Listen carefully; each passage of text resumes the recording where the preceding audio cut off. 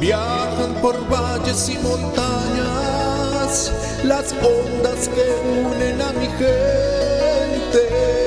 El sentir del pueblo en el campo y la ciudad se unen en un solo dial. Radio Costa Rica, Radio Costa Rica. 930 está la frecuencia que identifica a mi país. Radio Costa Rica, Radio Costa Rica. 930 la frecuencia de mi país. A partir de este momento, Casa de Bendición te invita a escuchar Hablando con Dios, un programa dirigido a la familia. Hablando con Dios, aquí en Radio Costa Rica. Casa de Bendición, teléfono 253-1317. Buenas tardes, queridos hermanos. Les saluda Cecilia Marín de Casa de Bendición. Para mí es un gusto saludarles, agradecerles su sintonía. Recordarles que Casa de Bendición está a la orden. El teléfono 2253-1317 está a su servicio.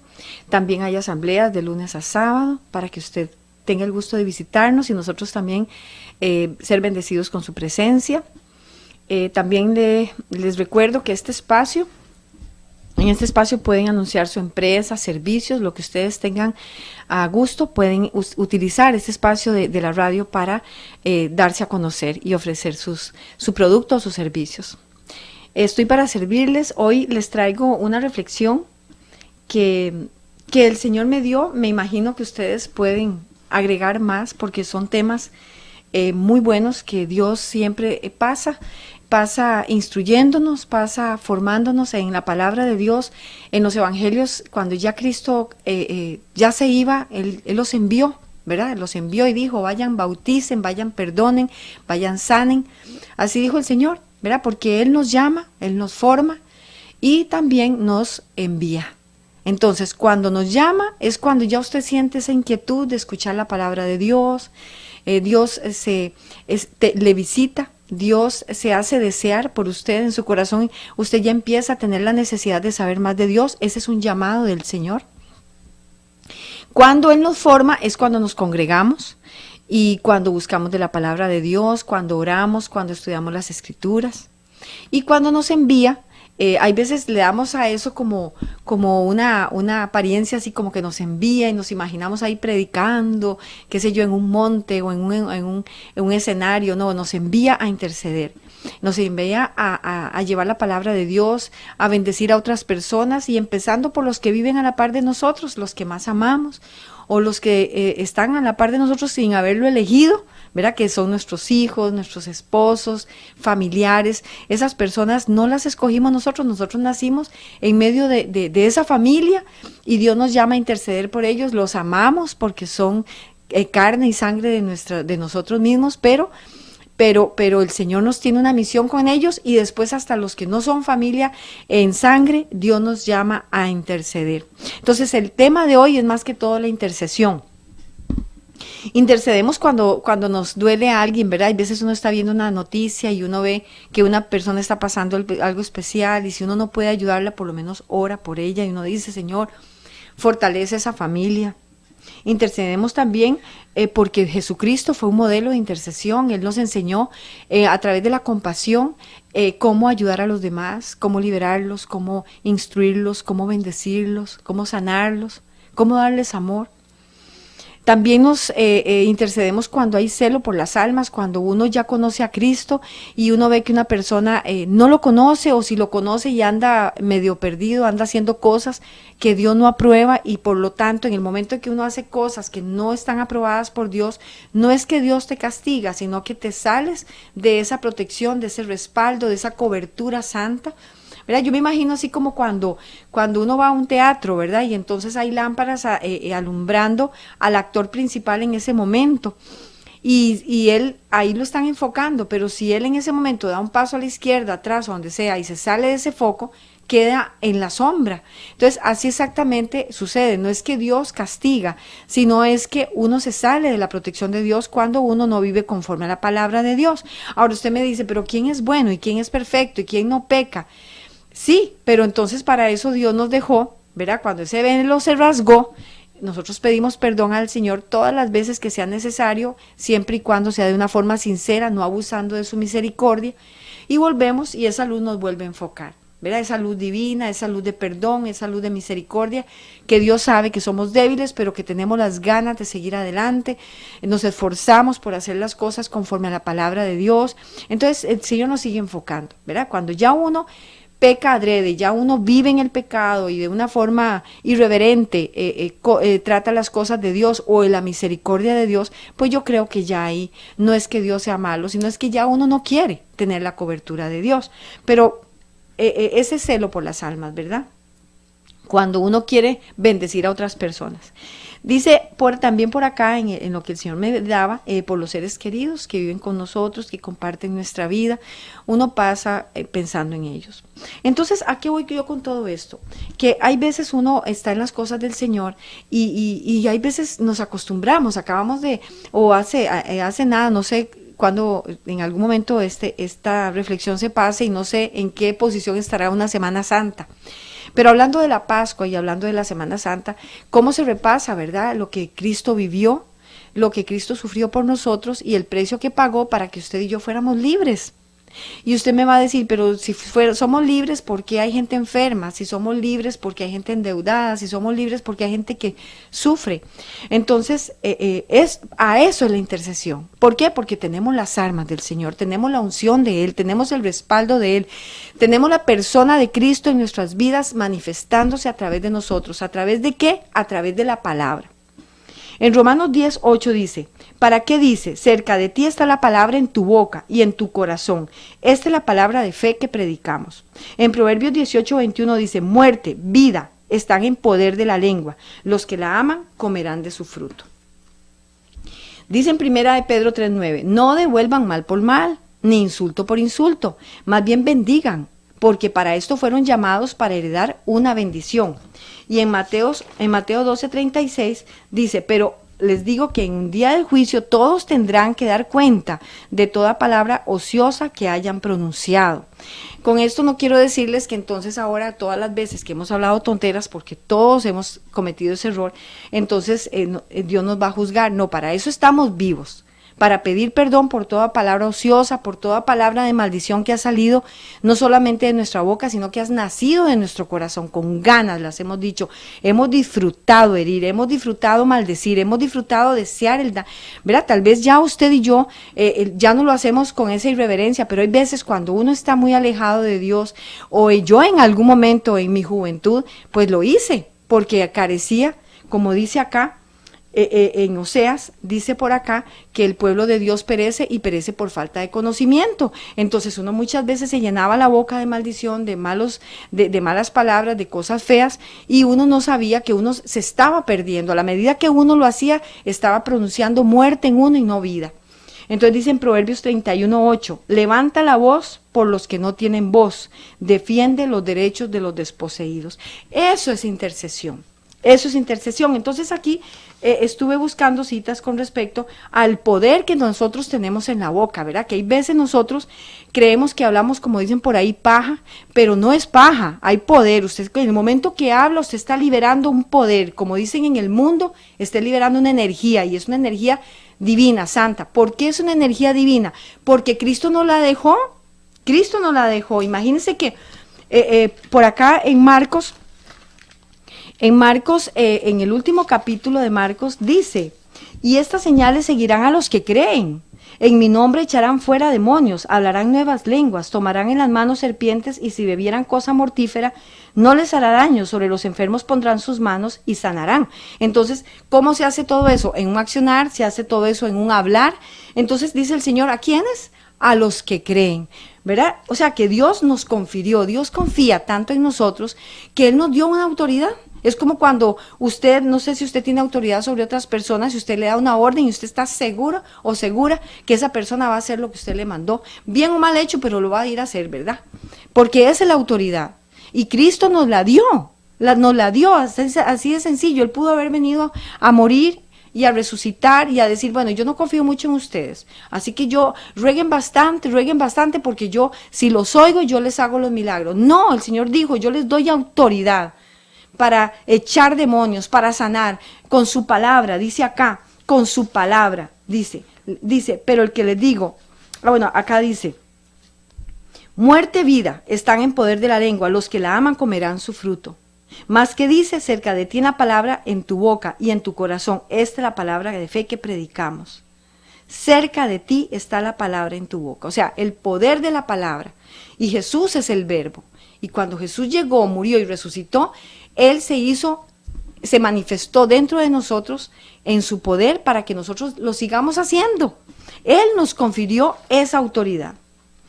Y en Proverbios 31:8 dice, levanta la voz por los que tienen voz, defiende por los que no tienen voz, defiende los derechos de los desposeídos. Eso se llama como intercesión. Esta intercesión nosotros la empezamos a hacer como niños de kinder, cuando amamos a las personas, ¿verdad? Las mamás, ¿cómo oramos por nuestros hijos? Que sean buenos, que les vaya bien, que pasen los exámenes, que estén sanos, ¿verdad?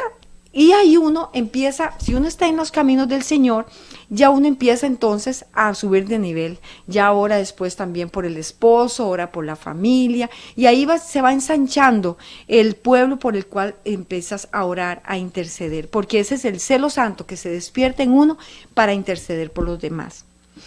¿Cuándo sucedió todo esto? ¿Cuándo sucedió todo esto? Yo aquí hice pues una breve, una reseña pequeñita. ¿Cuándo sucedió esto? Eso sucedió en la Pascua. Acordémonos que Cristo celebró la Pascua. Cuando Él hizo la Santa Cena, esa es la Pascua.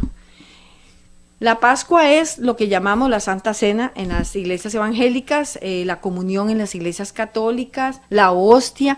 Esa es la Santa Cena, esa es la Pascua. ¿Qué pasa con la Santa Cena? Imagínense que la Santa Cena se originó, y ustedes lo saben, que es recordando la fiesta.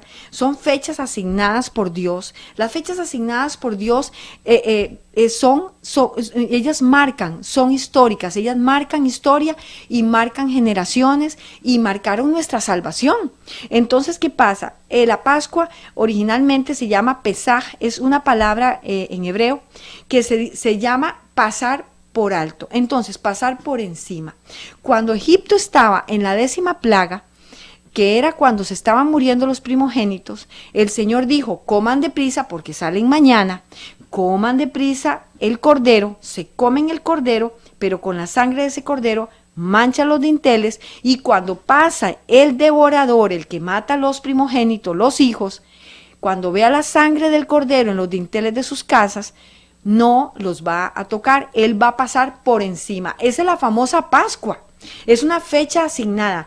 Sí, decimos que la Pascua, que la Santa Cena, que la Resurrección, lo celebramos, es como una fiesta, y sí es para celebrar, pero en sí ella tiene todo un trasfondo espiritual poderoso, ¿verdad? Donde de verdad se marcó nuestra salvación. Aquí en el cielo estaba escrito y se marcó, se hizo un sí y un amén aquí en la tierra. En ese momento que los hebreos estaban comiendo deprisa el cordero, porque sabían que salían el otro día ya liberados, y con la sangre de ese mismo cordero manchaban los dinteles, pasó por alto el devorador. Entonces, en esa misma fecha que pasó eso, años después llegó Jesucristo, y en esa misma fecha Él celebró la Pascua. Él celebró la Pascua y Él dijo, coman y beban. Está por acá. Para no parafrasear, se los voy a leer. Y habiendo tomado la copa, dio gracias y dijo, tomad esto y repartidlo entre vosotros, porque os digo que no beberé más del fruto de la vid hasta que el reino de Dios venga. Y tomó el pan y dio gracias y lo partió. Qué curioso, no partió cordero, partió un pan. Y dijo, y partió el pan y le dio, y diciendo, esto es mi cuerpo, que por vosotros es dado, haced esto en memoria de mí. O sea, en la Pascua, cuando estaban los hebreos por salir de Egipto, comieron el cordero deprisa, y Jesús les dio pan y les dijo, este es mi cuerpo. Ahí Él estaba celebrando la Pascua, en una forma perfecta, suprema, como Dios la había planeado desde hace mucho, mucho, antes de que naciera y se hiciera todo. Y después dice, de igual manera, después que hubo cenado, tomó la copa diciendo, esta copa es el nuevo pacto en mi sangre que por vosotros se derrama. Entonces, en la celebración de la Pascua de los hebreos, se comieron el cordero en prisa y con esa sangre del cordero señalaron dinteles. Y el otro día salieron de Egipto y salieron a pasar el Mar Rojo. ¿Cuánto duraron pasando el Mar Rojo? 3 días. Esos 3 días Cristo murió. En esos días igual tuvo la Santa Cena y después en similitud de esos pasos del Mar Rojo, donde ellos los perseguía, había una persecución de muerte, los egipcios detrás de ellos, duraron lo que Cristo murió en esa incógnita donde nadie sabía qué iba a pasar. Pedro volvió a ir a pescar, los otros se perdían, se escondían por miedo porque había muerto el maestro. Cuando ellos llegaron después de 3 días al desierto, eso simboliza la resurrección de Cristo. Llegaron con vida y sus enemigos fueron ahogados en el mar.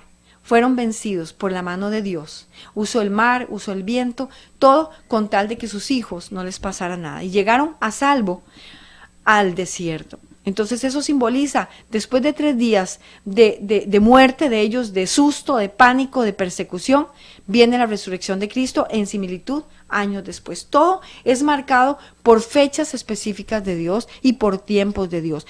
¿Cuánto duraron los hebreos de ese desierto al monte Sinaí, donde Dios les dio las leyes, los 10 mandamientos? Duraron 50 días. Eso quiere decir que igual, Cristo resucitó y 50 días después vino el Espíritu Santo. Vean lo que pasó. O sea, Jesús como que no tenía tiempo de explicar todo. Él todo eso dijo y el Espíritu Santo les revelará aún más después de que yo me haya ido. Él les dará a conocer otras cosas. Y todo esto Él nos lo explica de esa forma. Entonces, en un tiempo, cuando los hebreos salieron de Egipto, se hablaba de cosas que ellos hicieron, pero se estaba hablando lo que iba a venir Jesucristo y en una forma exacta, literal, conforme a tiempos, días, horas, de todo se cumplió. ¿Para qué sucedió todo esto? Para Él irse y darnos a nosotros el poder, la autoridad de interceder. Volvemos al punto de interceder, de tener el poder de Él. Él sanó enfermos, Él liberó a endemoniados, Él resucitó a Lázaro, Él multiplicó comida. Todo eso lo podemos hacer nosotros, pero nos parece tan lejano. ¿Y por qué? ¿Por qué nos parece lejano? Porque no escudriñamos la palabra. Entonces, volviendo a lo mismo, para interceder es necesario tener conocimiento de nuestras armas, herramientas, autoridad, conocimientos que nos ha revelado. Pero ¿qué pasa? Está bien, tenemos herramientas, ¿verdad? Tenemos a las motivaciones, por decirlo así. Tenemos una motivación. Que nuestro hijo va a exámenes, queremos que le vaya bien, entonces intercedemos. Que alguien está con una situación financiera, intercedemos para que Dios le dé provisión y desate bendición económica. Que queremos una casa, pues oramos para que venga esa casa. Y yo soy testigo de eso. Entonces, ¿qué pasa? Sí, tenemos las necesidades, tenemos la motivación, tenemos las personas por las cuales tenemos que interceder, pero carecemos muchas veces del conocimiento, de las artimañas, porque el diablo es un imitador. Entonces, carecemos del conocimiento de las artimañas que usa Satanás para retener nuestras bendiciones